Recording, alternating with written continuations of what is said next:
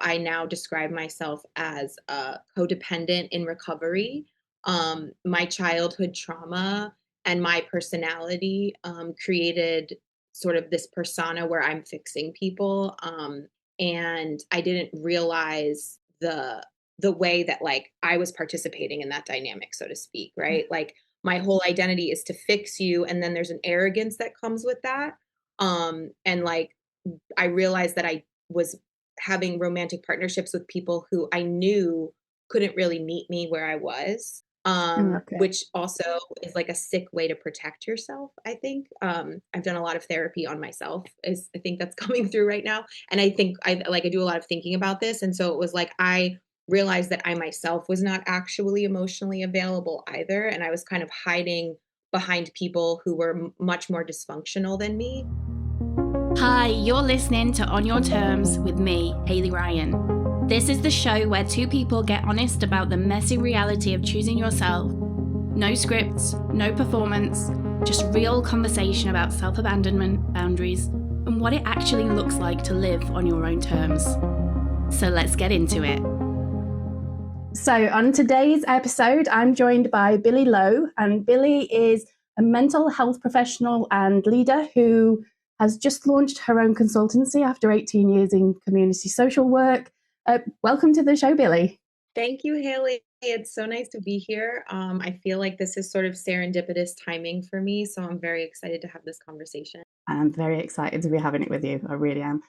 So obviously, the reason you're here is to talk about sort of choosing yourself, and it sounds like you were kind of, don't want to say forced into it, but in like when we've been speaking in the past, it's your partner of 10 years or 10 years plus decided to leave after you chose your LCSW exam celebration, and then he asked Yeah. for the breakup then. Is that right? Yes, correct. The same And day that. Talk me through about all that. Yeah. So we actually met in New Orleans, and I moved to New York City because of his job transfer. So I grew up in Philadelphia, Pennsylvania, which is close to New York, but being up here again was never really part of my plan. So coming up here with him and then rebuilding my social work career here, I had to work, I had to sort of do work over again. Just a background on LCSWs for people who don't know. In social work, we have to do 3 years of supervised work with an LMSW. And then once we get the proper amount of hours in supervision, then we can take our test, which is the LCSW exam. And then we're able to practice independently. So um, things that happened in New Orleans set me back. And some of that's related to the relationship, some of it's related to my own stuff. And so I started over in New York City, basically. And career wise, this has been a blessing being here. It's probably the most successful my career has been as a social Yeah. worker, hence why I was able to start a consultancy, which I never really saw coming.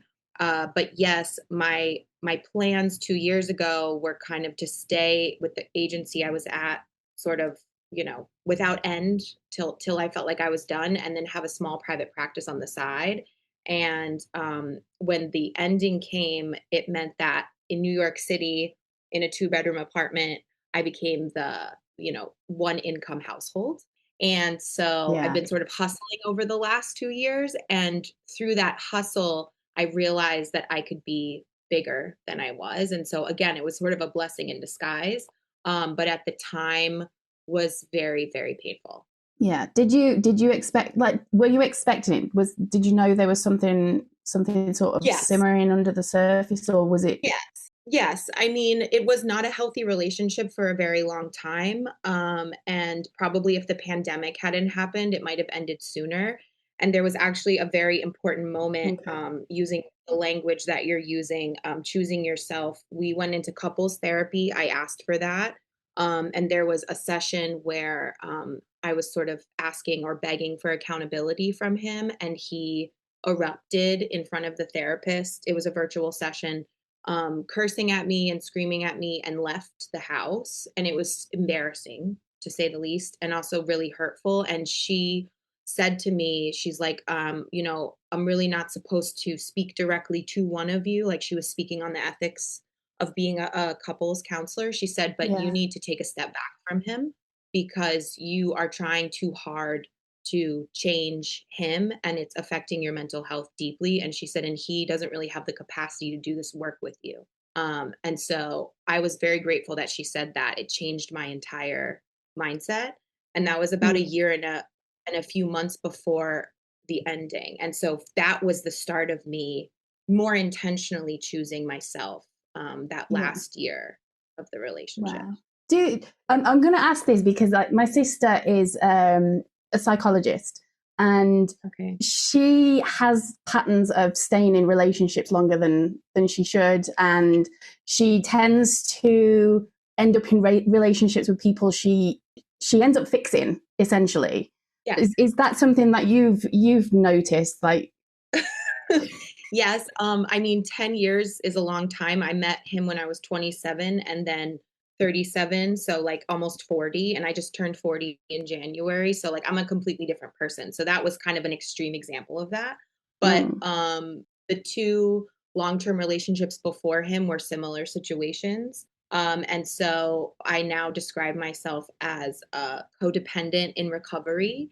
My childhood trauma and my personality created sort of this persona where I'm fixing people.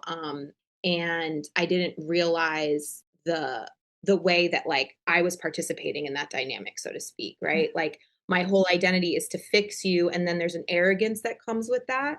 And like I realized that I was having romantic partnerships with people who I knew couldn't really meet me where I was, okay. which also is like a sick way to protect yourself, I think. I've done a lot of therapy on myself, is I think that's coming through right now. And I think I do a lot of thinking about this. And so it was like I realized that I myself was not actually emotionally available either. And I was kind of hiding behind people who were much more dysfunctional than me.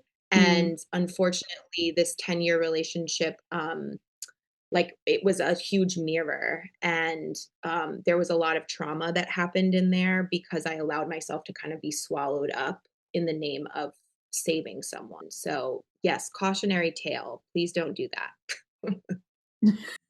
yeah, it sounds a lot like my sister because she's learning. Like she left a relationship last year, and basically if it Mhm. had been a couple of years before, she'd stayed a lot longer. So it it Yeah. is it's one of them, isn't it? It's very hard. How do you feel like that's affected you and your sort of confidence in yourself when it comes to your career? Because obviously you, as a therapist, you help people spot red flags and patterns and things like that. So to be stuck in one yourself, how does that sort of, how do you reconcile with that? Yeah, so I think when I was younger, I saw them as very separate. I was kind of compartmentalizing things, but I also, excuse me, I had to learn proper boundaries with clients as well. When I was Yeah. younger in social work, I worked with a lot of people who were living with mental illness as well as substance abuse. And so they themselves were really dysfunctional people. And so I wasn't good at like maintaining my distance professionally. And I had to learn that through burnout. Yeah. And then when I got to New York, sort of rebuilding myself professionally, it was very humbling. I had a lot of self doubt. I think the biggest thing is this idea of deserving, right? Like I will say, I don't want to speak too much on what happened in New Orleans because that's also his story, and I don't, I still protect that piece Yeah. for him. Um, but there was some substance abuse and it was sort of out of control, and that's what created a lot of the trauma that happened between us. And so for me, the way I internalized that, I one never saw myself making some of those choices that I made, and two, it was like uh I didn't feel like I knew myself as well as I thought I did, or I was as strong as I thought I was. And so when I got to New York, it was a lot of years of like allowing myself to release this shame that I was carrying Mm, and believe that I still deserved to like, or that I was still capable and deserved like having a career if that's what I wanted, and being someone who could be respected and being someone who could speak on other people's issues, even if I yeah. had made mistakes myself. And in the long run, I think it's actually made me a better clinician because I kind of understand both sides of the street now. Yeah, because obviously it's easy to tell somebody what they should be recognizing and they should be doing as a result of that. But when you've been through it yourself, you can kind of put yourself in their shoes a bit better, can't you? And understand like they might not be quite ready to leave. Right. And so yeah, I can see how everything you've been through would make that a lot easier for you and a lot nicer for your patients as well. Is it patients you call them? We call them clients. Yeah. Clients. So I said, That's okay. I said patients, and I was like, well, that makes it sound like there's something wrong with them, and that's not. No, you caught it. You caught it. That's good. Yeah, they used to call them that a long time ago, but we call them clients now. Yeah, because obviously, like, it's that stigma, isn't it, around mental health and things? Because it's like everybody thinks if you've got mental health issues, there's something wrong with you, and like in my opinion, if you haven't got mental health issues, there's something wrong because it's something that everybody Yeah, struggles correct. with at some point in their life. Yes. Yes, you are correct. Yeah, and for me, it's like it's very important to recognize that it's a collaborative relationship. Like this, I work for this person or I work with them, right? Yeah, And I'm not lording over them. And I think even when I was having trouble with boundaries when I was younger, that part was still very important to me. Like every individual that I've ever worked with or every community is autonomous from me and has their own set of strengths and capabilities. And I really expect them to sort of be the leader in the work. So I appreciate you amazing. calling that out. Amazing, thank you. So talk me through more like obviously you just done your exam and he chose the day of the celebrations to end things. So talk me through sort of what happened directly after that. Were you trying to win him back or did you kind of at that point know that this Yeah. was done and you needed to find your own way? Yeah, so I will say that first of all, it happened at 1 in the morning because like we went to dinner to celebrate and then we were having drinks at home and it just sort of came out of nowhere. It was very strange. I am a little woo-woo, so like I do some like ancestral work and stuff and the last 2 years leading up to this, I had been getting more into like talking to whatever spirits might be around me. Yeah, I've always kind of like been sensitive. And so that's like a side point to this. Like my mom's parents passed away a few years apart during this relationship. And right. their scent showed up in times of like extreme distress with him. And so when we got to New York, for me, it felt like I wanted to lean into that to like draw on strength. Like that was my spirituality felt like a way. So I had been doing this, and a couple months before this happened, I had a really strange experience. I woke up one morning. It was like a normal morning. There was no tension happening, nothing. And I heard like a voice that was outside of me that said, if you're not satisfied, you don't have to stay here. And I kind of like brushed it off, but it stayed Mm, with me. So that was very strange. I've never had an experience like that, but I imagine what it's like when people say that like God's talking to them. It was very interesting. And then that that night, his behavior was very erratic. Like he was like in a good mood, and then he was trying to like pick fights with me. It was very weird. So he was having his own internal battle. A part of me felt like it was a little bit related to my protectors, which I know when I say it out loud sounds kind of insane, but that's how I was explaining it.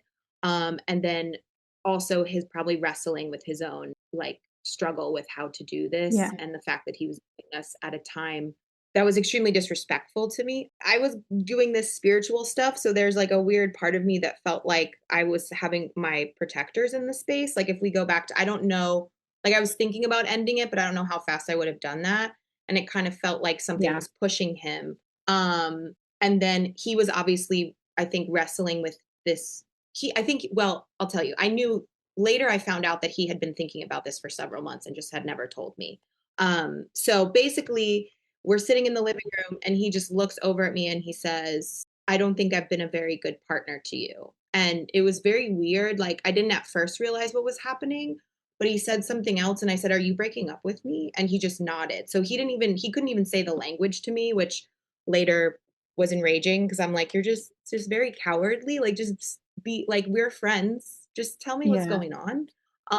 I think I don't speak to him anymore. And I really wish that this would have gone a different way because he was my best friend for a long time. And that was, I think, the saddest part is his own inability to be vulnerable. He couldn't even after 10 years, like be honest with me. But basically that night I chose to go to bed.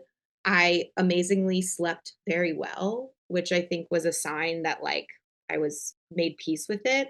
And in the next morning when I woke up, Mm. he was still in the living room. He looked like he hadn't moved from that position.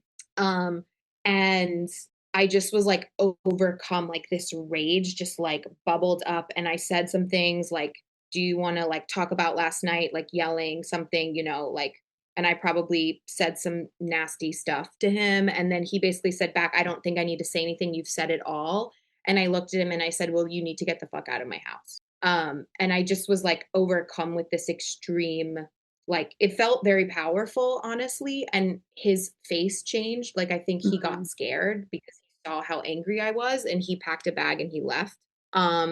That day I like went through a lot of emotions. I called my mom. She was like, you need to ask him why he's doing this. So then I like made him come back to the apartment later that day and I like asked him and he basically like just put it kind of all on me and was like, our love has changed and like just some things that are like felt very like cookie cutter. It didn't feel honest.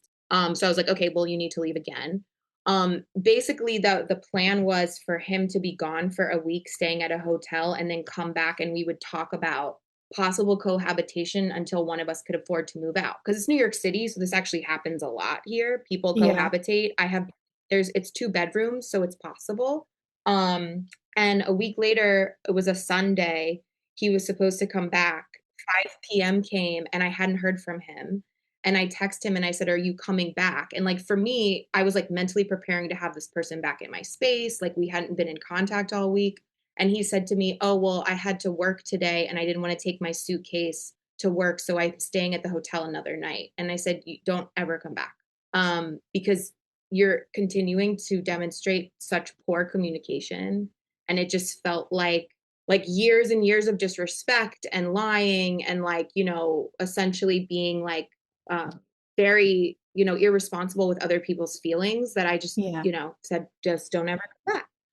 And so I never begged for him back. I did spend a couple of weeks like rage texting him at times, which he always responded to. And then a few months later, I found out that he actually moved in with a woman around the corner from here. So I have my own suspicions about that. I assume that they knew each other beforehand. I find it he denies that, but I find it very convenient that you just found someone in the Yeah. neighborhood to move in with. I also think it's very sad that a man who's almost 50 years old and who makes good money couldn't go get his own apartment in a city that he had been dreaming about living in since he was like 11 years old. There's a lot of sadness that I feel for him. And I still have a lot of grief about losing that connection in any form or fashion. And it's so interesting. Um, I knew this interview was happening today, and I yesterday like had this intrusive thought about like maybe I should reach out and see if he's okay. But it's like no, because he cannot be respectful. Like I have to keep Yeah. telling myself that. Even as a friend, like if you had been my friend, you would have had more respect for me than this. And the week after I kicked him out, friends of his reached out to me. His sister told me that he had been talking to them about this for like over a month and also speaking very poorly of me. And Mm. I think probably knowing him, he was working up the courage and justifying why he was going to do this to me. That's how his brain operates. Um, and, people were telling him not to do it. And he was like, no, I'm just going to break up with her and live in the spare bedroom. So I'm happy I kicked him out, Yeah, to be honest, definitely. because, what I don't like you zero respect. And all of the things we went through, a lot of them spearheaded by him and his own demons. Like you never had respect for me. You never protected me. And I always, even now I'm still trying to be protective of some of the darker parts of the story. And so it's sad, but I had to do a lot of work of owning my part of it. Mm. And understanding like what was happening for me that I allowed so many things that I knew. Like when I really became honest about it with my therapist, there were red flags the first year before we lived together. I should have never moved in with him. And so, there's been a lot of Yeah. soul searching there around my own stuff. So do you still use your spirituality to kind of navigate through everything Yeah, now? I do. I would say my practice has become a little less like I've gotten a little lazy is probably a good way to say it. But now that I'm Okay. working for myself, I'm hoping that I have more time to do some of those things. But like I talk to them a lot. I light candles. I look for signs. And I also strongly believe that like a lot more bad things could have happened to me and they never did.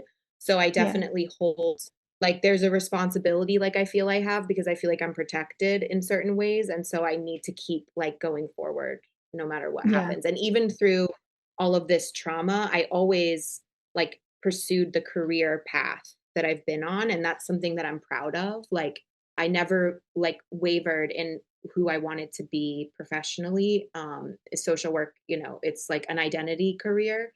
And so I've always held Yeah. on to that. And my grandparents also were very active in their community. And so it feels destined sometimes. That's amazing. So with Yeah. your spirituality then, because I mean I'm quite spiritual myself. I'm a certified soul realignment practitioner, and I use my dowsing rods to have conversation with like my higher self and spirits and things like that. So I completely get it. Like like the universe has been there for me when I've needed it the most, and that connection is really precious to me. But obviously in your field, like what you do is it's all sort of it's very sort of sciencey based, isn't it? So how do those two fit together? Yeah, it can be. And I would say that social work has been less respected. Like psychology is more respected now because they've been the science, the statistics. There's like neuropsychology now. I think they have a Yeah, little more tapped into the scientific community, so they've gained more respect. Social work, we're still it can be very abstract, right? Like because it's like interviewing, right? Like I'm sitting with someone, I'm holding space with them, and like through my relationship with you, like I hope you feel empowered to like make healthier choices, just to kind of yeah, simplify it. And that's really hard to measure outside of like I've been talking to you for a year, like what are some like benchmarks that you've achieved. So for me, I'm because I'm more of like a touchy feely person, I have to remember to focus on the deliverables. Like I have to like say, okay, is this actually working? Or are you just having really nice conversations and you feel good about yourself? Like, are you doing something? But I rely heavily on feedback. And I think a lot of the clients I've worked with have demonstrated, like, have shown me clear examples of where they've made changes and have given me credit for it. So I humbly accept that while also reminding them that they had to choose to do that, right? I'm not, I might be a catalyst, but I'm not forcing them. But also the spirituality comes into my work. I feel I've never stayed at an organization for more than like 2 years, except for the organization that I just left. I was there for almost 4 years. And if I look at the different spaces I've been in my career, a lot of them, not all of them, but a lot of them feel kind of like I showed up at the right time. So for yeah, me, there is an aspect of like I've been placed in spaces where I was meant to be. And then when the time was up, I left. So that's where, it kind of gets more woo woo for me. yeah.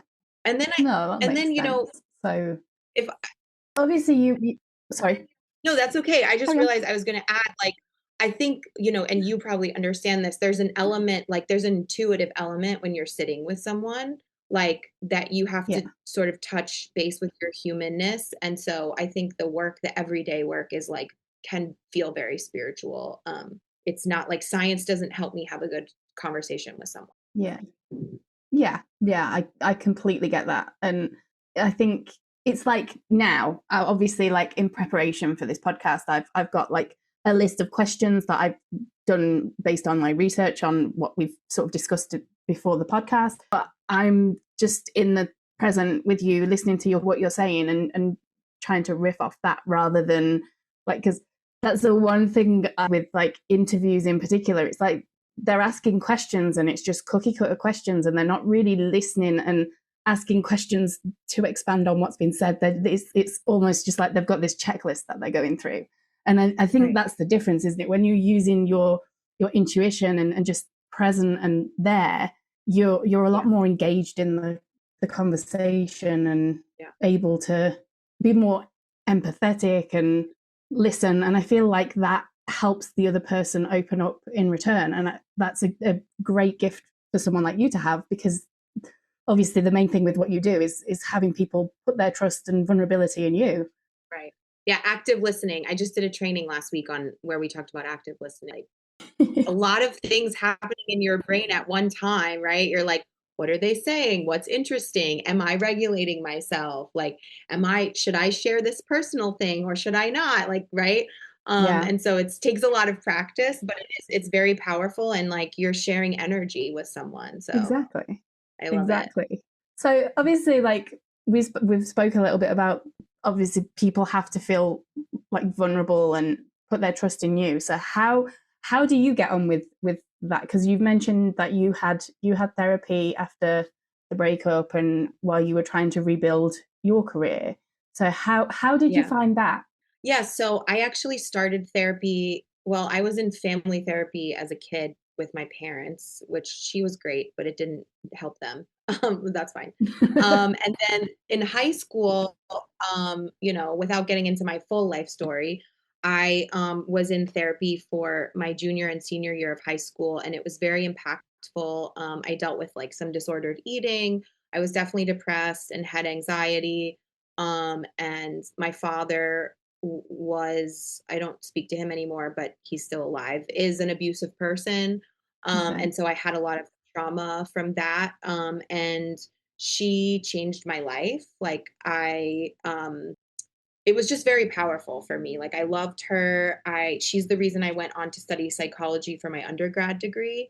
And when I got when I got to New York and had been here a few years and realized that and then I actually had COVID.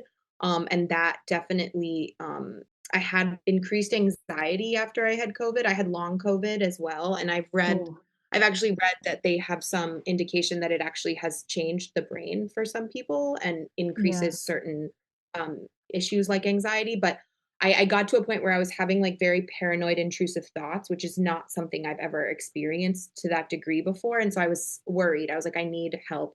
And then also, the trauma that I went through in New Orleans and this dysfunctional relationship, I think it was just kind of like the perfect storm. And I had a resurgence of symptoms. And so I found this woman, and I actually was with her. It was very interesting because the first year I was with her, or year and a half, I was in the relationship, and I spent a lot of time trying to figure out what I was doing to elicit certain behaviors from him.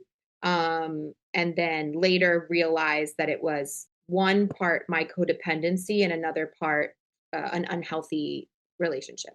And so there was a lot of like work around shame, but also like fixing myself, which wasn't really appropriate. But I needed to Mm, get out of that relationship to realize that I was carrying things that weren't mine to carry. So the last year and a half, I was with her for about 3 years. The last year and a half was very empowering for me. I allowed myself to share things that I normally keep quiet because they make me feel weak or silly or, whatever. I struggle. That's kind of, which is, I think, common for people. Like, if yeah. I tell you what my inner experience is, then you're going to have less respect for me, or I'm going to be like a silly person. So I allowed myself to share that with her, and also started practicing doing that with new friends that I have in New York. Um, and realized that like I had internalized a lot of his like negative self attributes, like the way he thought about himself. I had kind of swallowed them and Yeah. like in some, which is what happens kind of when you isolate with a person, right? Like I had sort of morphed into him a little bit, and how I thought people viewed me, how I viewed the world. Everything felt very dark and negative. And so I was able to come back into my true form, which is actually pretty hopeful. And even though I enjoy sarcasm and I enjoy dark humor, I'm actually a pretty positive person. And so I'm very grateful that I allowed myself to go through that and really remember who I am, which the reason I'm so good at the work I do is because I share that hopefulness with my clients. And I had stopped like giving it to myself. Um, Mm. and sort of allowed his own darkness to like take over everything. And so when you're vulnerable, it's scary, but it's very powerful. It reintroduces or introduces you to yourself, for the first time. Yeah, yeah. So how did you get through that then? If you were sort of like you'd taken on some of his attributes and things like, which I completely understand because like I noticed with phobias for me, it's really if I spend a lot of time with somebody, I start to sort of experience their phobias as my own, and it's hard sometimes to figure out sort of where their phobias end and my begins and vice versa. So how did you? Because obviously you went from spending a lot of time with him to him being at the house and you being on it. So is that something that just sort of faded away with time, or were you actively working on that at the time?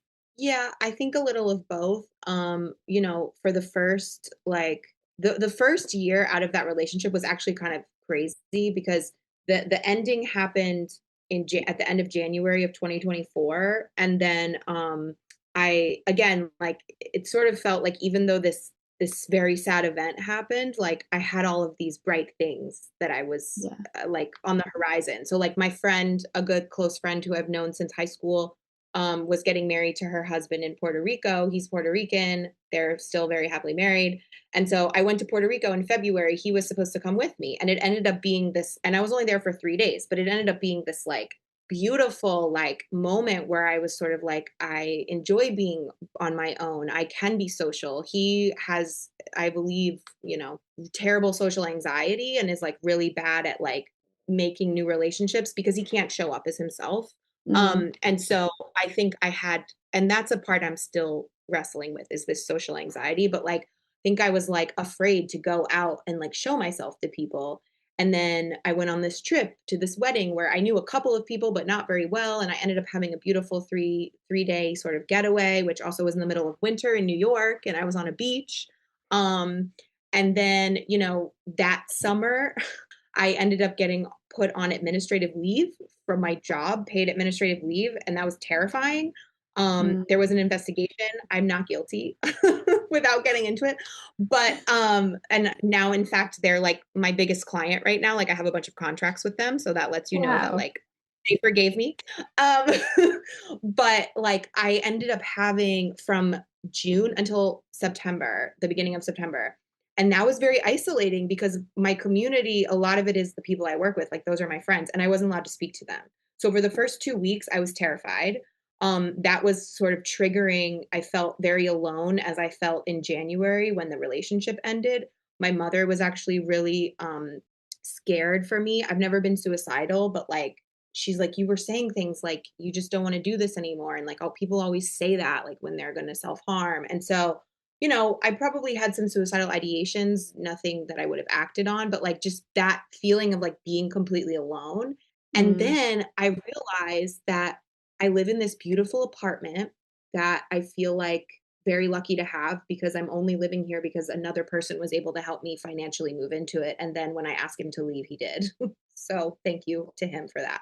Um, but I was like with my 3 cats and I was still seeing a few therapy clients, but like I was getting my full paycheck for doing nothing. So I just like had the best summer I've had probably since I was in college love that. and was like at the beach and started doing like my workouts in my living room again. And it was like I needed that. Like I was like, Yeah. you are a cool person. Like you're so fun. Like look at you like outside by yourself. I took myself on dates, on solo dates, but I went with my friends to the beach as well. And then my sister got married in October of that year. And her now husband asked me to officiate the wedding, which was like just such a gift. And so I officiated their wedding. I have never done anything like that in my life. And everyone loved it. Like I was the hit. Like everyone was like, you're Wow. amazing. Like that's and so that whole year, like I was in therapy, I was crying a lot, but I also like the universe like had me outside, so to speak.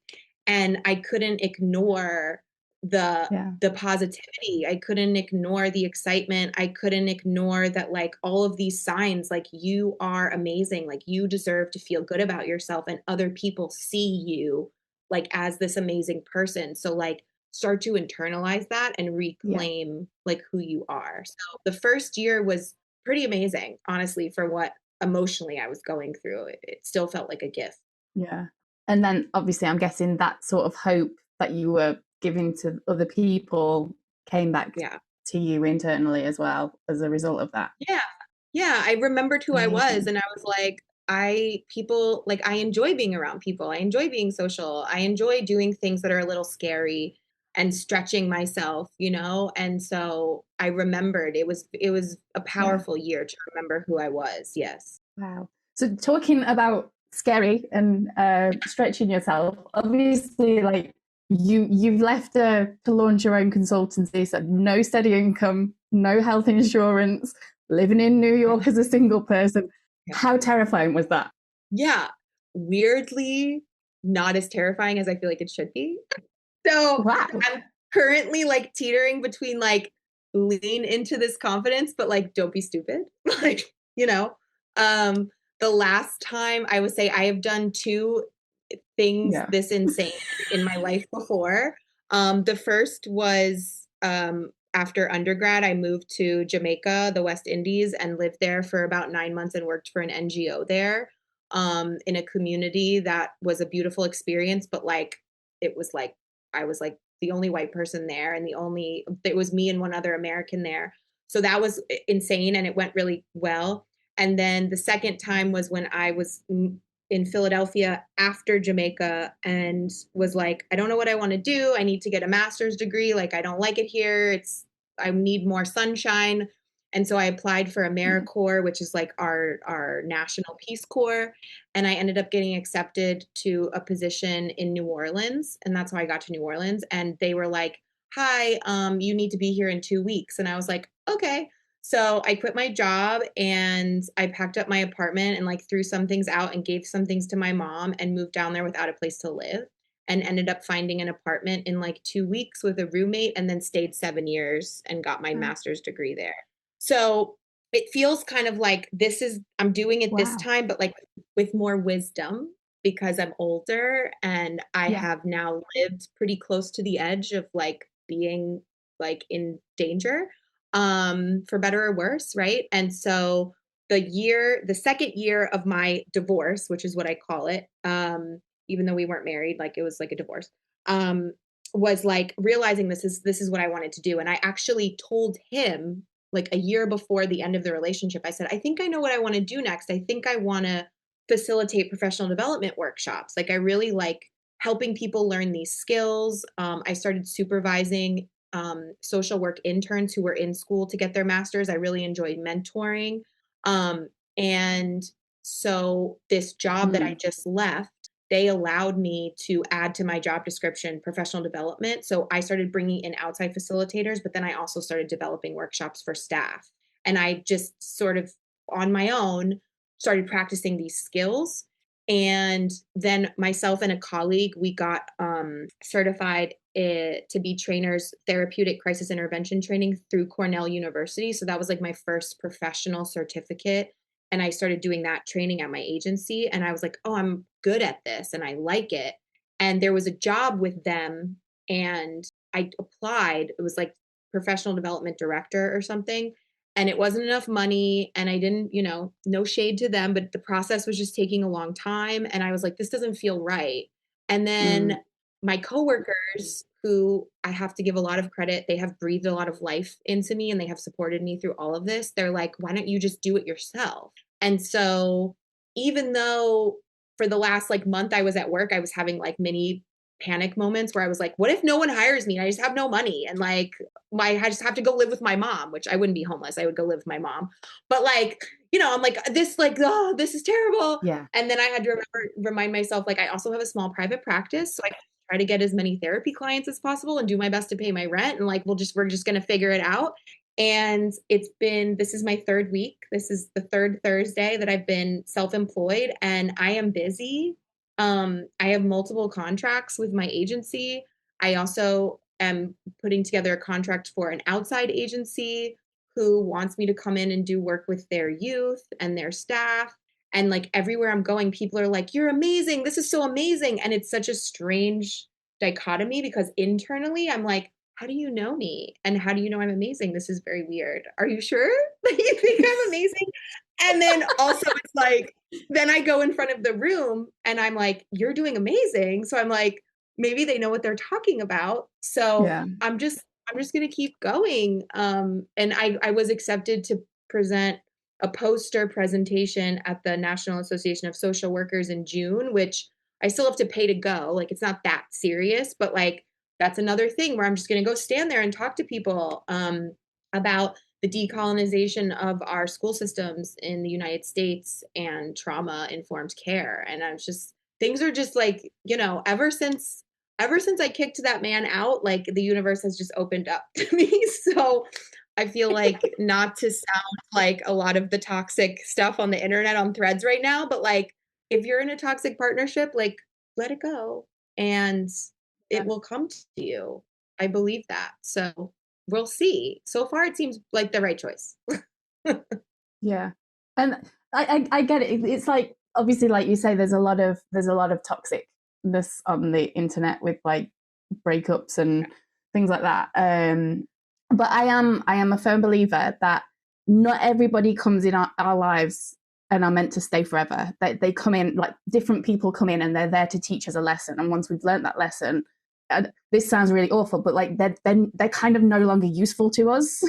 And Yeah. obviously, like with him, 10 years is a long time, and I get why you say like it's a divorce, because that you might as well have been married. You were living together, to like you were together. And a lot of people don't even stay married for as long as you two were together. So it's a big thing to like untangle from each other and go your separate ways. um do you feel like he was a lesson then, and he's kind of given you like the courage to go after the consultancy of your own and strike out and do what you're doing? Yeah, it was definitely a mirror. That relationship was definitely a mirror. And again, like for me, I like to be honest. I still have some anger about it, and I'm still trying to figure out how to let that go because I don't Mm, really like that. And I think it's probably more just grief, like it's still grief. yeah, Because I cared deeply for this person and I have disappointment around what I didn't get back. And so yeah, I'm wrestling with that and also understanding that like a lot of that pain came from me subjecting myself to something that I never had to be in, right? Like even when I was in New Orleans, I could have called my mother at any point in time and she would have come and gotten me or paid for me mm, to get on a plane. I'm not alone in the world. And so like being honest with myself about what I allowed, and that was the lesson, was that like and I think what I told my therapist was like there was a pattern for me through my young life, like high school through my early 30s probably. I got to New York when I was 32. So that time period where I was sort of seeking danger and I don't know why, and it wasn't all negative. Like going to Jamaica is dangerous, but also like that was for my professional self and my personal self. Like both things were yeah, nurtured in that time. And like it was from a place of goodness. Like I didn't go there to like be a crazy partier and like be in danger. I went there to do community work and learn about what that means. And put myself outside of myself. But like this 10-year relationship was sort of a culmination of like risky choices and trying to seek danger. And I still don't fully understand what that is, but like, you could simplify it and make it a cliche and say, like, I was depressed and so I was trying to feel something. I don't think it's that mm, simple. But it's been an interesting thing because it's not all negative. And like you're saying, like I needed this lesson and definitely times when he supported me and saw me, like built me up, and I never would have come to New York if it wasn't for him. And so even through all of this, I feel like I was on the path that I was supposed to be on. I've never felt like Yeah. it was the wrong road, so to speak. I would have liked to have Yeah. gotten there with less trauma, but here we are. That's not my path. I was meant to be a little trauma, I guess. Yeah. And yeah, and I think sometimes it's that thing, isn't it? It's being able to acknowledge that although the trauma was not a good thing to experience, it it makes you resilient and turns you into the person that you are today. And without that, you may not necessarily have been in a position to be where you are now and be doing what you're doing. Right. So it's kind of like that. You've got to look for that sort of silver lining, and it's hard because obviously trauma is hard. Terrible. Yeah. And I feel like though, for me personally, I have to believe that trauma happens for a reason, because otherwise, Sure. what's the point? Right. And at least Yeah. it turns something. Yeah, at least it turns something that's really difficult and awful to experience into something positive. Yeah, and I mean, I wanna be clear, like, I always toe this line, being in social work and community social work, I've worked in a lot of communities with people who the trauma doesn't become something positive, you know? And so, and I've actually been Yeah, told by people who've yeah, experienced severe life-altering events that, like, "Don't tell me things happen for a reason because nothing good is happening for me." And so, it's a strange, like, balance, and I yeah, think, like, I also that's why I say, like, I was never alone in the world. Like, I have white privilege, and also I have a family behind me who, like, has financial means to support me, and so I think some of those choices I was able to make because I sort of always knew that there was a safety net. Um, but I am also a spiritual person, and so I do believe that there is some, like, serendipity and, like, guidance happening at the same time, and I think, like, when we talk about mental yeah, health, if we had more support for people earlier on, then they would be recovering from things. Like, life is pain, right? To use that yeah, old adage.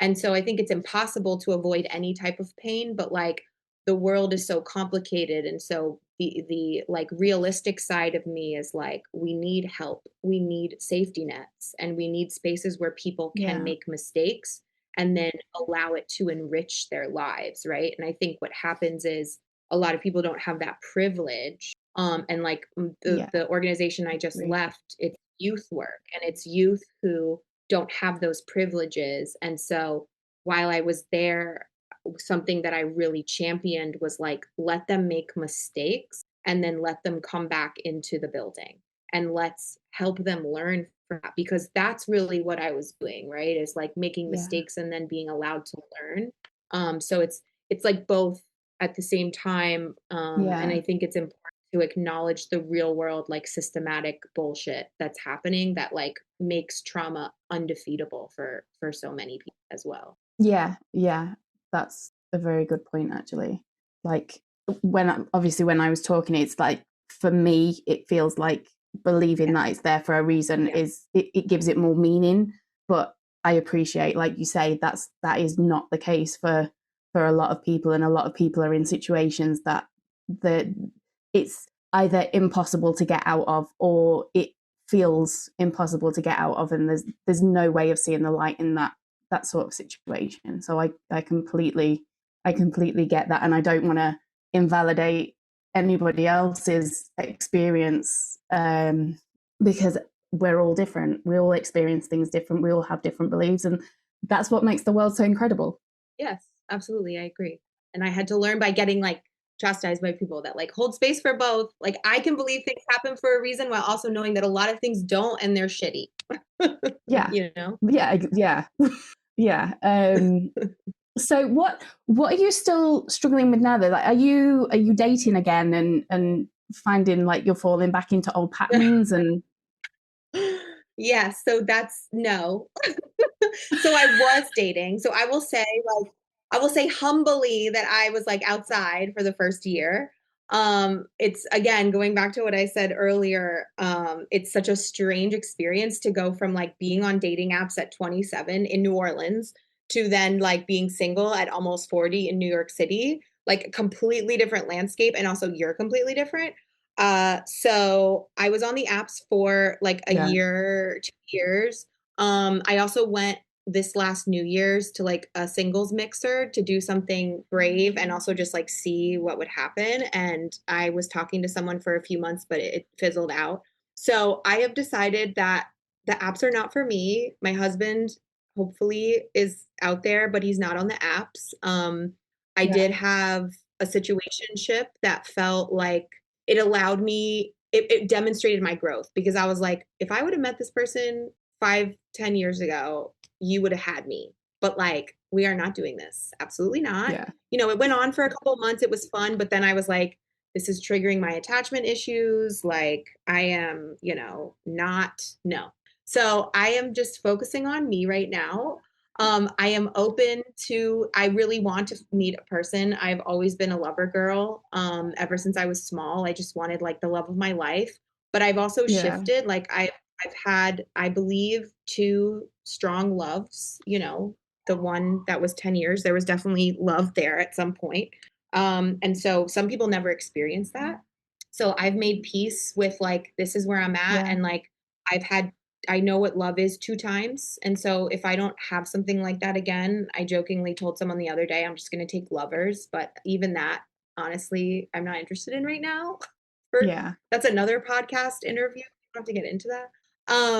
But yeah, I've put that on the side. Like I have decentered men, as everyone says now, proudly. I never thought I would be able to do that. And then I am working on my social anxiety. I spent a lot of time inebriated in my younger years. And while I still enjoy a good happy hour, I am trying to have a healthy relationship with alcohol. And so Yeah. it's very weird being social when you're not inebriated, when you've been inebriated for a long time. Oh, I get that. So, yeah.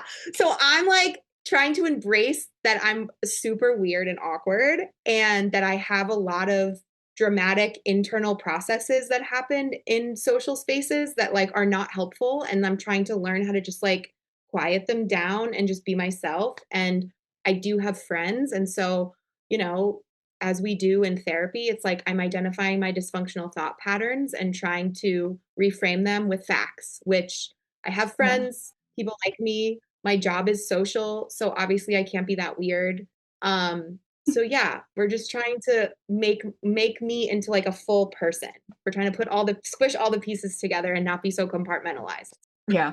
Makes sense. So with the Yeah. social anxiety then, obviously you mentioned that you've got this thing where you're talking. How does the Yeah. social anxiety work with public speaking? Yeah. So far, all of my workshops have been with staff I already know. So I Okay. am sort of battling with and trying to ignore some very intense anxiety that I'm having about a first workshop that I'm going to be doing for staff I don't know.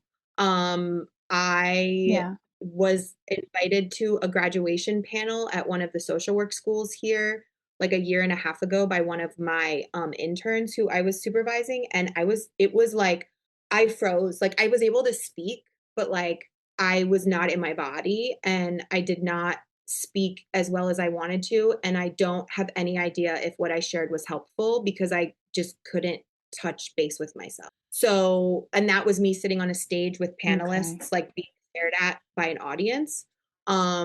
Like I was in plays in school, but that was like a very long time ago. So, and I enjoyed it. And like my mother is like ecstatic that I'm doing this because she's always thought that I should like be on a stage. So I don't know. We're gonna find out. I'm hoping because I've been practicing this, that part of me that Yeah. has been sort of getting better at it will just come to the forefront, right? Like I think we have multiple selves living in here. And the self that knows what Yeah. she's talking about, is going to come forward. I do have public speaking skills. So I'm trying to be hopeful and not feed the anxiety monster. For me, Yeah. also, a lot of that comes up in like interactions with friends. Like I worry that I don't know how to have a good conversation. But professionally, it's like I have a script. So I was just going to prepare, like probably practice before I do which month is my Yeah. first workshop with people who know me in my role that I just left, but not as a facilitator. So there is like, fear of rejection and like looking silly, but also I turned 40 and I feel less worried about that. So I'm hoping it'll be great because this is the way I want Yeah. to make money moving forward. So it kind of has to go well. And I think if it's something that you're passionate about, which you clearly are, it's impossible for it not to go drastically wrong, because as long as you're talking about it in a way that resonates with you, which even if it goes badly, you're still going to be talking about something you're passionate about. So there's still going to be some bits that people can glean from it and take away that helps people. So I think it's important for you to be doing what you're doing, even with that risk, because just by putting yourself out there, you are doing good in the world. Yeah, thank you. And I feel like, if we can tie it all together with the things happen for a reason, right? Like all of this luck and privilege that I've had, this is why I've always done this work, is I feel like it is my duty to like send it out there.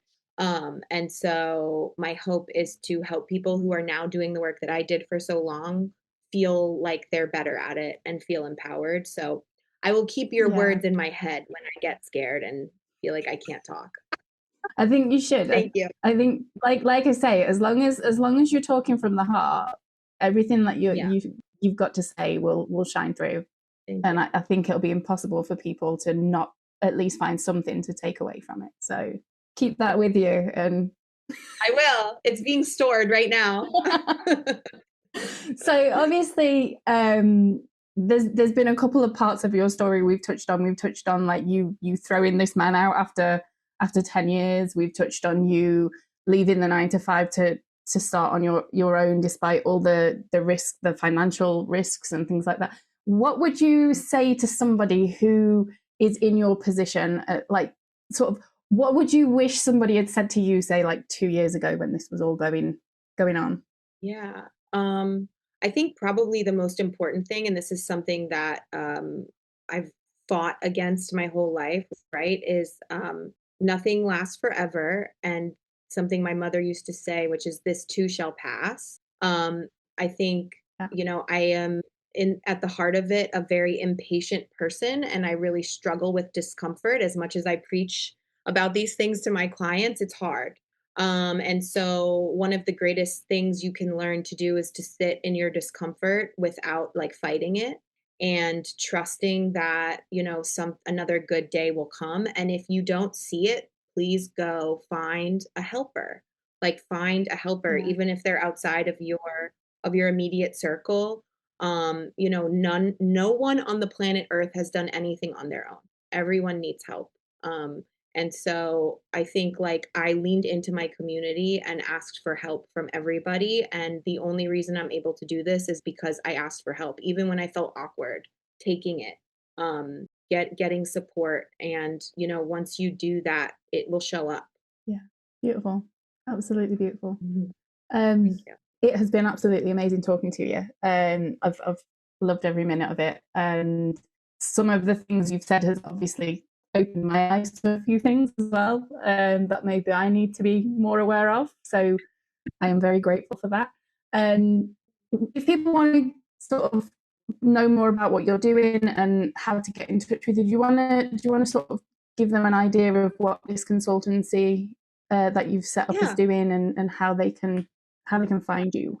Yeah, sure. Absolutely. So it started as just a small private practice. So I do for anyone who is in New York State or the state of Wisconsin. I am accepting clients right now, and you can find me on Hello Alma if I take your insurance, which is Aetna, Cigna, and United Healthcare, but I also take private pay. That's a little plug for my immediate work. But this consultancy is really about providing skills to the people who are doing community social work. And something I always say is that social workers are everywhere, even if you don't have a degree.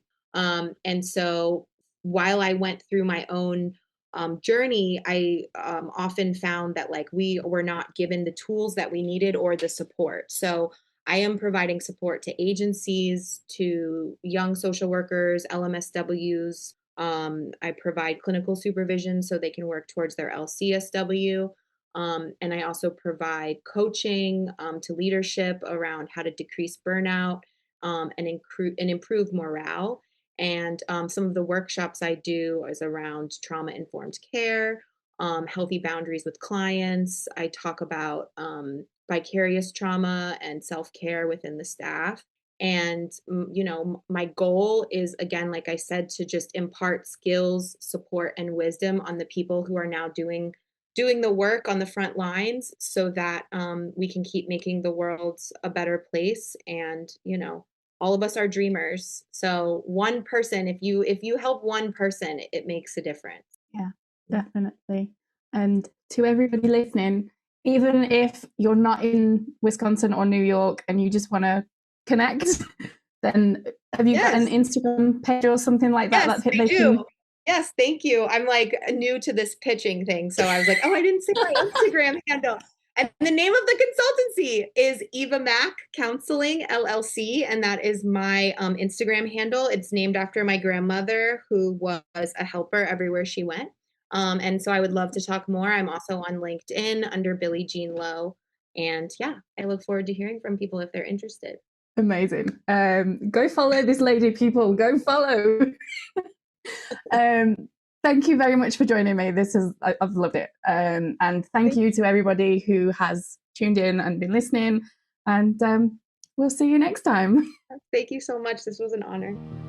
Thank you so much for tuning in. I know these conversations aren't always easy to sit with, so we really appreciate you sticking through it. If you want to keep the conversation going, you can join our Discord community at www.halleyryan.co.uk/Discord, and we'll see you next week.